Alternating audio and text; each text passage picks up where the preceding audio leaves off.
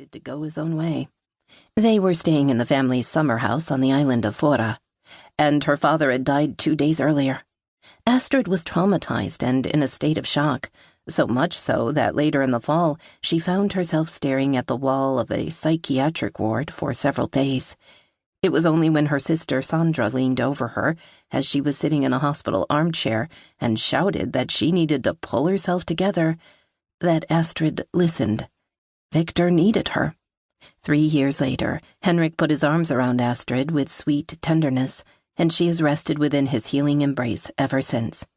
Their 2 daughters, Sarah and Josephine, are now 12 and 14. Henrik wanted to adopt Victor, and Michael agreed. At that moment, Astrid finally let Michael go.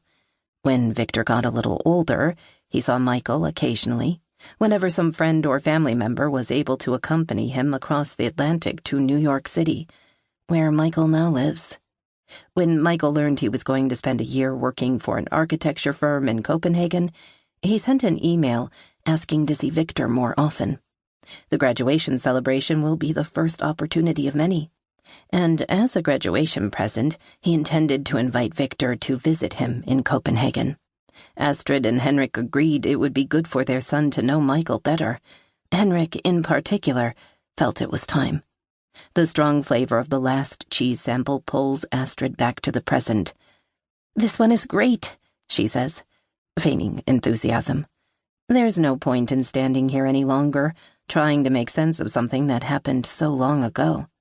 All she has to do is make her selection and continue on with what she's already started. No more confusion.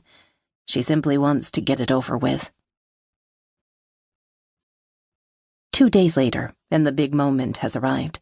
The flags are flapping in the breeze in the schoolyard. The lilac blossoms droop, heavy with rain from last night.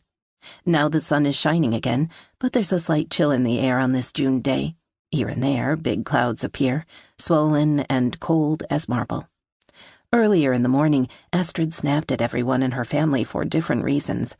At Sarah because she set a sticky cup of chocolate milk on the freshly cleaned coffee table. At Josephine because she insisted on wearing her ragged Converse sneakers. And at Henrik because he kissed her on the forehead and told her everything would be fine. Of course, why shouldn't it be fine? Astrid wonders. His concern feels like sabotage, undermining her carefully constructed corset of self-control. Does he really think she is capable of relaxing enough to accept any form of comfort and kindness right now? Has Michael arrived? Astrid turns her head away from the entrance of the school, where Victor will soon appear, and casts a glance at the gate to the schoolyard. As is the custom, she's holding a photograph of him on a congratulatory poster. It feels like a shield, as if to say, Victor is ours, and we are everything he could ever possibly want or need.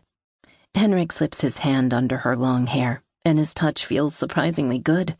Astrid realizes he reinforces her armor rather than weakening it, and she leans into the loving gesture.